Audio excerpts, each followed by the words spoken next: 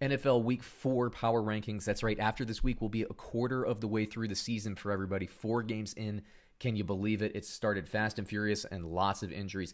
Before I get rolling, usually I try to do a top 10, although this week I want to talk about all of the 2-1 and 3-0 teams. So it's actually 16 teams. I'm ranking them. Before I get rolling, though, I always talk about the teams of respect. I also call this the clown emoji screen because the teams that show up here do not make my top list and all the fan bases get mad. So quickly, I want to talk about 2-1 and 2 teams that I like. They just didn't make it because, hey, they're not putting it together on the field just yet, but there are reasons for that. First, the New Orleans Saints, they're 1-2. 2 losses, one against the Raiders. They got handled on Monday Night Football. It was the first game without Michael Thomas. Second loss was against the Green Bay Packers, a very, very good team, a top 5 team in the league, I think. And, what's the deal with that? Really, I think it took Drew Brees about six quarters to get over the loss of Michael Thomas, but they have it figured out now. I think they'll be just fine going forward. But again, 1-2, I'm not putting them in the list just because they're 1-2.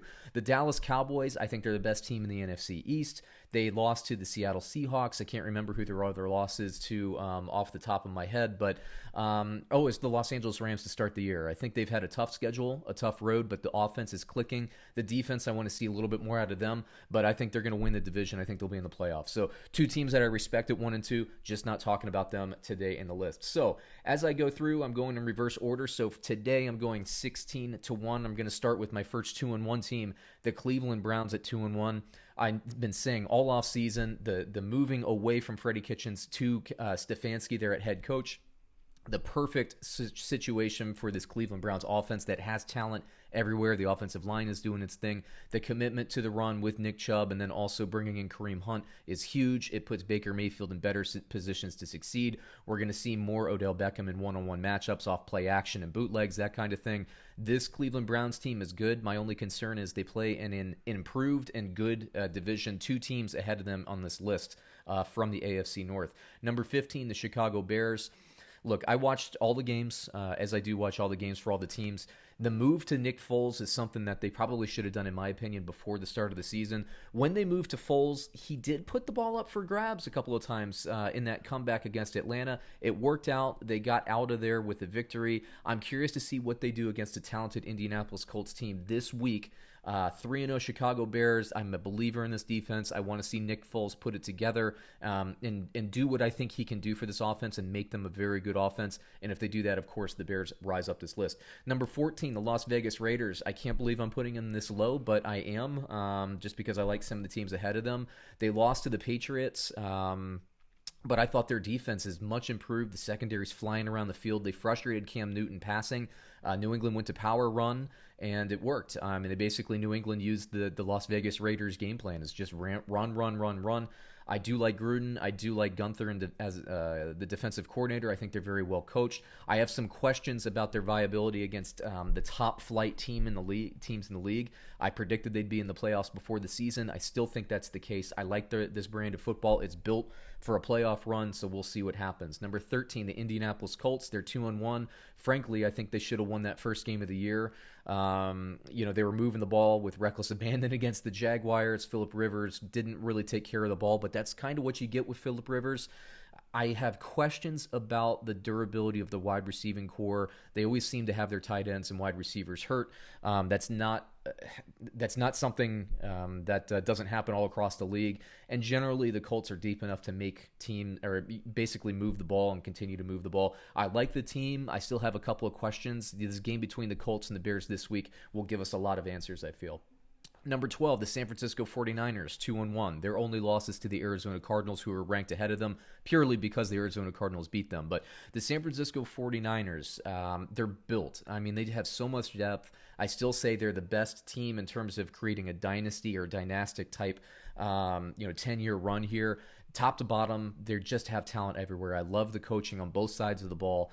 You lose Solomon, you lose Bosa.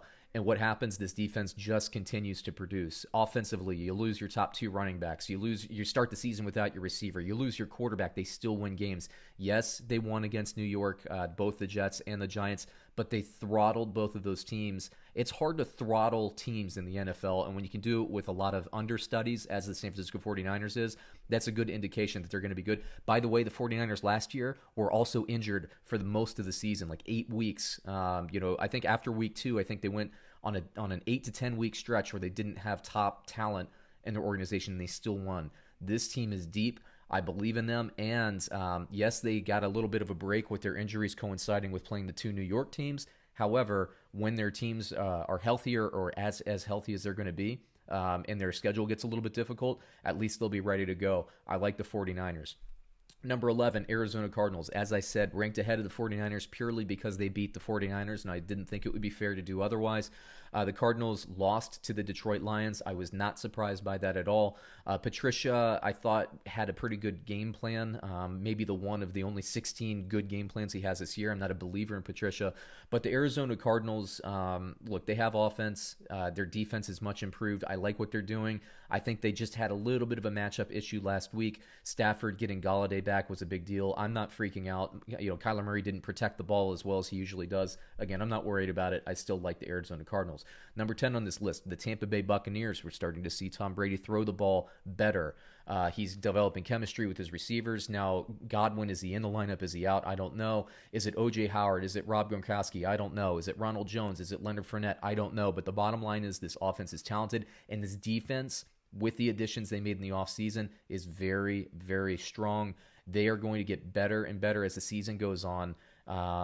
Brady, again, that chemistry, he's been throwing dimes. I think he should have had a better week in week 2, but his receivers let him down. Last week they were catching his passes. I think, like I said, they'll get better and better. Number 9, Los Angeles Rams. Their one loss to the Buffalo Bills this past weekend. They had a lead late and they let it go. Josh Allen playing inspired football there. The Rams running game, what they want to do, they're back to it. Darrell Henderson looks great. We'll see what happens when Cam Akers is back, but I don't think you move away from Darrell Henderson personally. Jared Goff, because the running game is playing well, is playing much better. This defense, they're giving up yardage. I don't love that. They gave up some yardage to Dallas. They gave up some yardage to Buffalo, but those are 2 talented offenses. I like this Rams team. Top 10 team for me this week. Number 8 and number 7, I'm going to talk about them at the same time. The Pittsburgh Steelers and the Tennessee Titans. I think they're both similar teams in that both offenses can play better. We haven't seen the best of them yet. Both defenses can play better. We haven't seen the best of them yet. I think both teams, they're 3-0 and they haven't played their best football. So that tells you something about how strong they are. I know there's some concerns about, the game. It will be played, it looks like. I don't know which players will be active and not active for the Tennessee Titans. So, if something weird happens, we'll calibrate this list effectively next week. But I think we're going to get a lot of answers. I think the sharper team wins. I think they're similarly matched. I would give the edge, as I do in these power rankings, to the Pittsburgh Steelers because I think their offense is more potent and they can score points quicker, whereas Tennessee's more of a ball control offense. But again, it really comes down to who plays a sharper brand of football this weekend. Number 6, the New England Patriots. Their one loss is to the Seattle Seahawks. They could have very easily won that game. I think they're on the 2-yard line at the end of the game there, and they got shut down on their favorite play. That happens. The New England Patriots could be undefeated. They played pretty well when Cam Newton was throwing the ball poorly. Again, New England's coaching staff knows what they're doing. They're smart. They adjust. Newton didn't have it against a secondary in Vegas. I'm telling you, everybody is underestimating at this point. Patriots went to power run. They can win that way. And, of course, their defense is always pretty stout. I like the Patriots, number 6, and they could move up this list. And they play, by the way, the Kansas City Chiefs this week. It's going to be a fantastic matchup. Number 5 on my list. Don't yell at me too much, Ravens fans. You lose to the best team in the league, in my opinion, in the Kansas City Chiefs, and you drop like 4 spots in the rankings. Look, what I saw last week, there were good signs and there were bad signs. One is they fell down early. They were losing, so they get out of their power running game plan and they have to throw the ball. And once again, Baltimore just didn't stack up to a more potent offense. However, what I did like, the glass half full approach to this, is they did look better being down than they did last season. They closed that gap to about 7 points. They had the momentum. It was going. They just ended up losing the game to the reigning champions, Kansas City Chiefs. I don't hit them too hard, but the reason I'm moving them down is twofold. One, I wanted to put the 3-0 teams up top, and two, the 3-0 teams that are ahead of them at this point have really, really good offenses. So in terms of matchup, they can get into a scoring contest with the Ravens, which is hard to do. And can the Ravens overcome that? We'll see. what I tend to think will happen is the Ravens will end up at number 2 on this list as we move forward in the season. But again, we will see. Number 4 on my list, the Buffalo Bills. Come on, everybody. It's time to respect them. People are going to say, who have they played? Well, they played a Miami Dolphins team that I feel is underrated. They took advantage of the Jets, as everybody does. And then they beat what I think is a really good Rams team. Last week, I believe the Rams and Bills were 5 and 6 on my top 10 list. This week, they are respectively 4 and 9.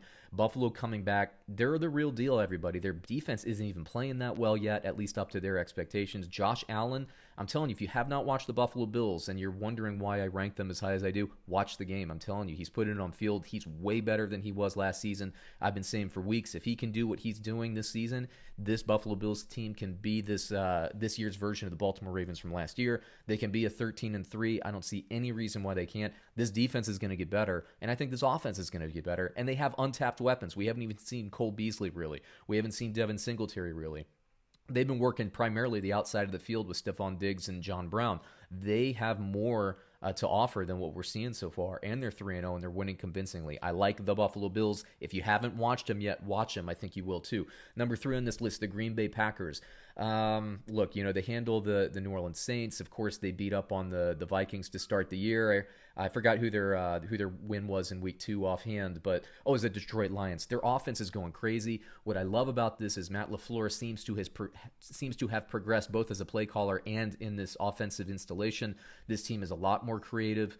They're a lot more dynamic, and their defense, I think, is a little bit better, although they're giving up a little bit too much yardage. They are giving up too much yardage in the third and fourth quarters of games. I think they might go a little bit too lenient. I like Matt Pettin as a defensive coordinator. I'm sure they'll ratchet that up. I'm curious to see what this team looks like in a close game or in a game where they come up against a really dominant defense. I'd like to, for instance, see how they match up against the Baltimore Ravens or a team like that.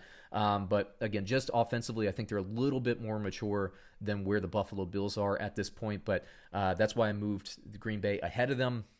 The Bills, but you're kind of splitting hairs, I think, inside this top 4. Number 2 on my list, the Seattle Seahawks. I said before the season they were my Super Bowl favorite representative for the NFC. The defense, the secondary, still giving up too much yardage. Jamal Adams, they've had some injuries. I know Diggs was removed from that Patriots game, but Seattle Seahawks, Russell Wilson, 14 touchdowns, on a pace for over 70 touchdowns. He's not going to get there, but I do believe that Russell Wilson throws for over 60 touchdowns. I'm putting it out there on tape, everybody. I think Russell Wilson's going to have a crazy year. DK Metcalf, Tyler Lockett, the perfect complements to one another, and they're both very talented. Chris Carson, yes, he's injured, but you have Carlos Hyde behind him. You have Greg Olsen, Will Dissly, Jacob Hollister at tight end. You have even guys like David Moore. We haven't seen Dorsett yet. He's been injured. This team is very talented offensively, and I think the defense is better than you think they are. They just, when they're healthy, they're going to be stronger, a lot stronger. Seattle Seahawks, my number 2 team, and my number 1 team in the NFC, which brings me to my number 1 overall team, the Kansas City Chiefs. Can you beat them? Can anybody beat them? I mean, the Chargers played well, but I thought the Chiefs came out flat, and they still ended up winning. I think they escaped with a win there. And frankly, if Herbert had gotten a full week of practice, I think the Chargers might have snuck out with an upset. But Kansas City, they played, I think, the creme de la creme. I had a 3-way tie for number 1 last week with Baltimore, Seattle, and Kansas City. That win against Baltimore, it was convincing against a very good defense. They're just a fantastic team. When they turn it on, they are so special. This offense is as good as any offense I've seen since I've ever been watching football in over 30 years at this point of watching football. They are incredible, and their defense is better than you think they are as well. I think they're going to be a tough team to beat. Dating back to last season, I believe they're on a 12-win win streak, including the playoffs. We'll see if anybody knocks them off, but they have a tough challenge this week against New England. Patriots, Chiefs, going to be a lot of fun. The number 1 and the number 6 team respectively play. Then we also get Steelers versus Titans. For me, that's the number 7 and number 8 team. And we also get the Bears versus the Colts, the number 13 versus the number 15 team. The winners of those games will likely be in the top 10 next week. So it's going to be a lot of fun, everybody. Oh, and by the way, Buffalo, the number 4 team, plays the Raiders, the number 14 team. A lot of fun. So there you go. Week 4 power rankings. Catch us next week. Thanks for watching.